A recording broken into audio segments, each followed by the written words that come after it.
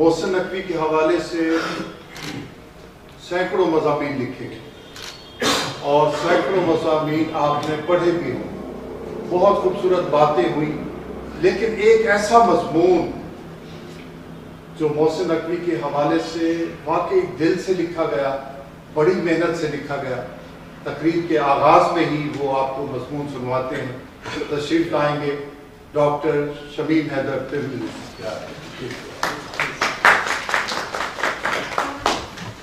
مضمون پڑھ کر مقالہ نگار چلا نہ جائے، مشروط کیجیے گا۔ پرانی روایت میں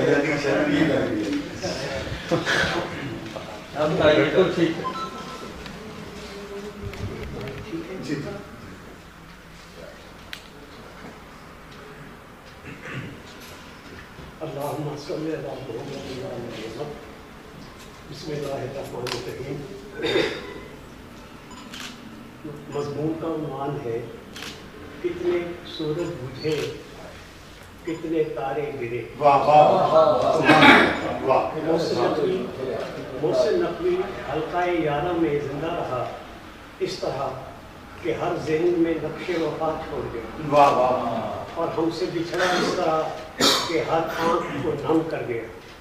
جب یہ سورج بجھا تو ہمیں اس کی آب و تاب کا شعور ہوا، جب یہ تارا گرا تو ہمیں اس کی دلبری کا احساس ہوا، جب یہ پھول بکھرا تو ہمیں خزاں کی تاراجی کا اندازہ ہوا، اور جب یہ صدا معلوم ہوئی تو ہمیں سکوت مرگ کے صحیح مفہوم کا پتہ چلا۔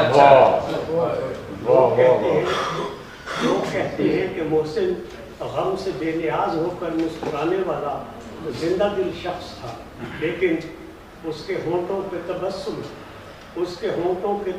میں تھی خوشبو غم کی۔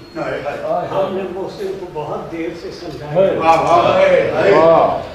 لوگ سمجھتے ہیں کہ محسن کی طبیعت میں سرکشی اور بغاوت، اس کے دل میں حوصلہ اور ہمت دنیاوی زندگی کو حسین کر بنانے کی کوشش کا سامان تھا، لیکن محسن کہتا ہے میرے قبیلہ سرکش کا تاج پر ہے وہ شخص بڑھے جو دار کی جانب پیمبر ہو۔ محسن کے کلام کے مطالعے سے پتہ چلتا ہے کہ اسے ہر دم دار کی جانب بڑھنے کا شوق تھا، اسے اپنے وجدان کے وسیلے سے اپنی موت کا عرفان تھا، اسے اپنے قتل کی خبر تھی۔ یوں لگتا ہے اس نے اپنے لیے شاخ دار کو پہلے ہی سے چن لیا تھا، اس نے دور ہی سے مل کا منظر دیکھ لیا تھا، اس نے شام سے پہلے ہی چراغ زیست کو بجھتے اور اس سے دھواں اٹھتے دیکھ لیا تھا۔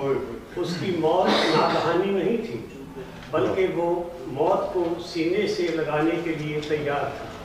ہاں، یہ بات ضرور ہے کہ وہ خاموشی سے جان نہیں دینا چاہتا، بلکہ اپنی موت پر جشن دیکھنا چاہتا۔ وہ غیر محسوس انداز میں پیوند زمین نہیں ہونا چاہتا تھا، بلکہ اپنا سر نوک سینہ پر سب سے بلند دکھانا چاہتا تھا۔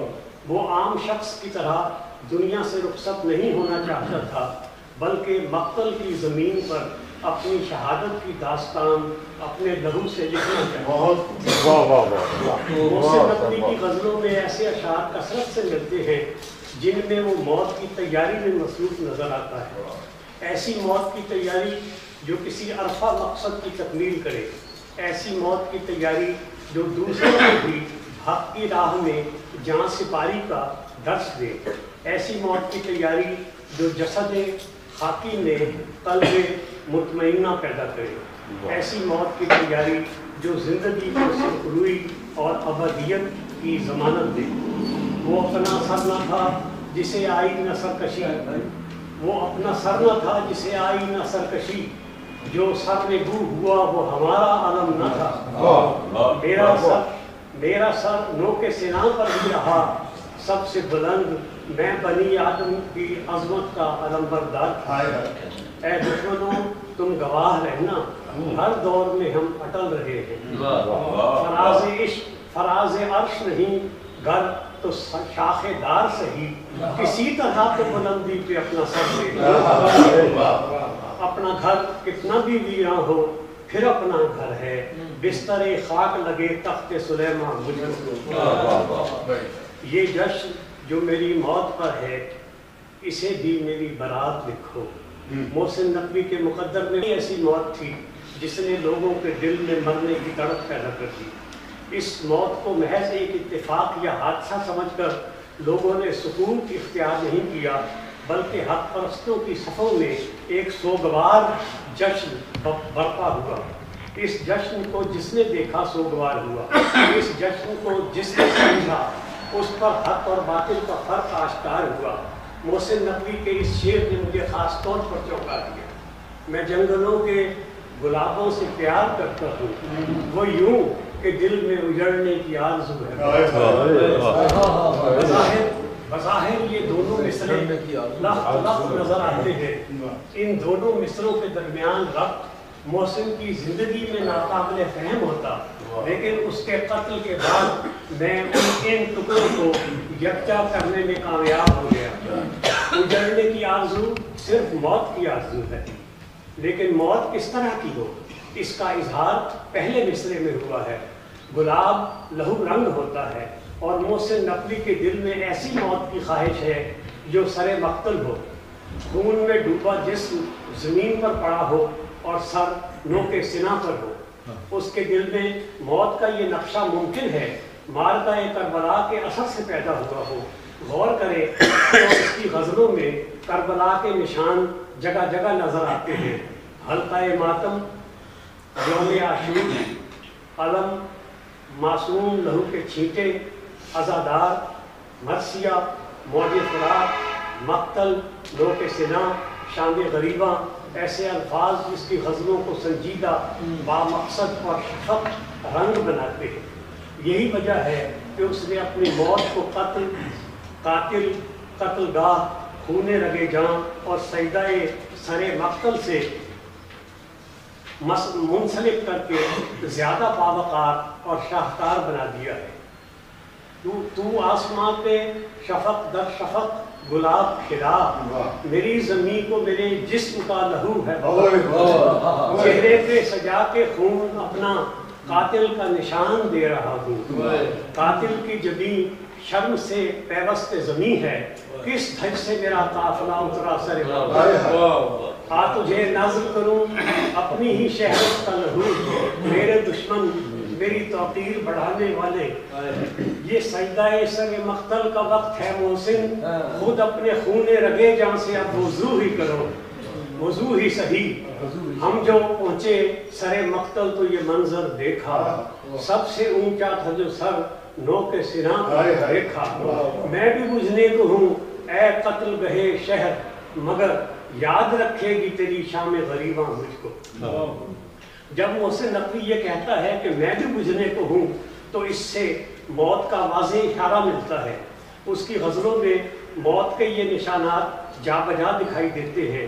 اسے ہمیشہ موت کا دھڑکا لگا رہتا ہے، اسے ہر وقت اپنے ابدی گھر کی طرف سفر کا مرحلہ درپیش رہتا ہے۔ اس کی نگاہوں کے سامنے ہر دم شام سے پہلے چراغ کے بجھنے کا منظر رہتا ہے۔ اسے ہر لمحے کاروان دل کے لٹنے کا خدشہ محسوس ہوتا ہے۔ اسے ہر گام پر جان لیوا حادثے کے قدموں کی چاپ سنائی دیتی ہے۔ یوں سمجھ لیجیے کہ زندگی کے ہر موڑ پر اسے موت کے تعاقب کا احساس ہوتا رہتا ہے۔ کواڑ بند رکھو، برق ڈھونڈتی ہے تمہیں، کسے خبر کے کہاں خانماں خراب کرے۔ بکھر رہے ہیں خد و خال چار سو میرے، مجھے تلاش نہ کر لیں کہیں عدو میرے۔ اے میرے بدن روح کی دولت میں نہ اترا، یہ تیر بھی ترکش سے نکل جائے گا آخر۔ اب سانس کا احساس بھی بار گراں ہے، خود اپنے خلاف ایسی بغاوت نہ ہوئی تھی۔ یہ کہہ کے روح بدن سے بچھڑ گئی محسن، مجھے سکون تیری ٹوٹی ہوئی لہد میں نہیں۔ ڈھونڈ ہی لیں گے ہمیں ویرانیاں، ڈھونڈ ہی لیں گی ہمیں ویرانیاں، شہر میں رہیے کہ اب گھر جائیے، دل کی خاطر زندہ رہیے کب تلک، دل ہی کہتا ہے کہ اب مر جائیے۔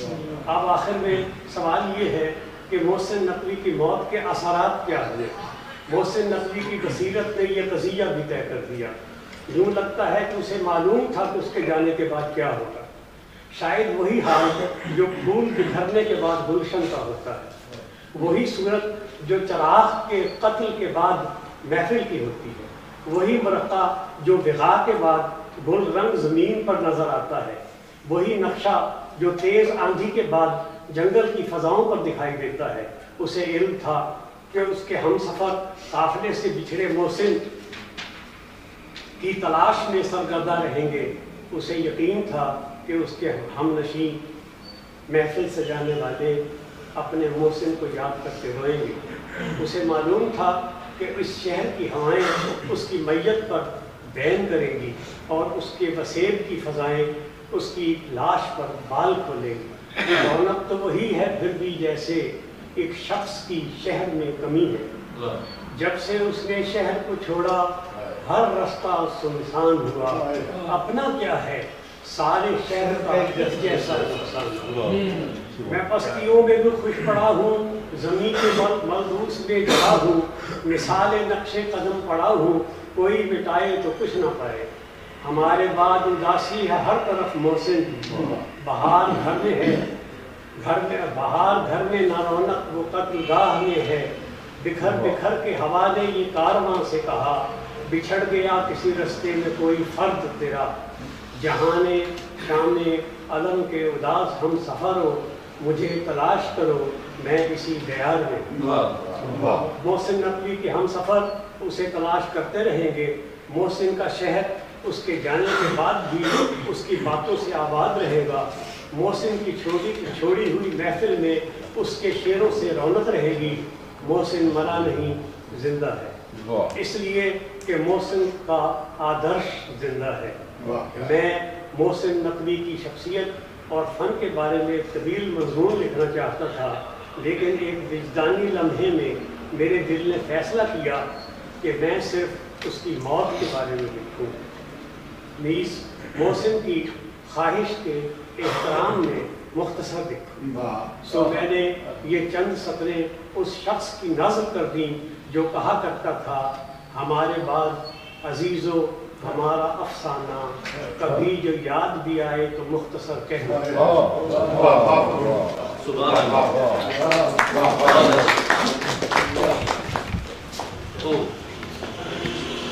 करम फरमात है जनाब डॉक्टर शमीम हैदर तजवीज़ी साहब, क्या खूबसूरत मज़मून।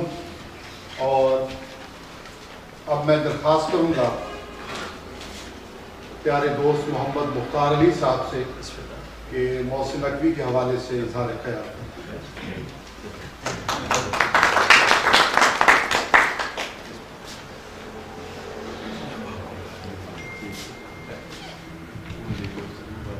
अज़ीज़ मोहतरम